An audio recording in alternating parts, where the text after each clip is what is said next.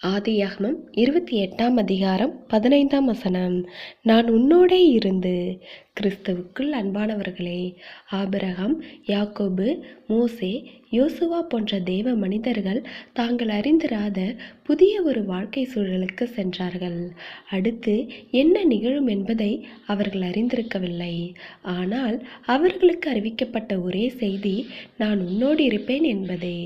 எனவே தேவ பிள்ளைகளே, இன்று நாமும் கூட நம்முடைய வாழ்க்கை எந்த திசையில் போகிறது என்று தெரியாமலே போய்கொண்டிருக்கலாம். தேவன் விட்ட வழி என்று எண்ணிக்கொண்டிருக்கலாம். ஆனால் அதன் மத்தியில் தேவன் நம்மோடு இருக்கிறார் என்பது நிச்சயம்.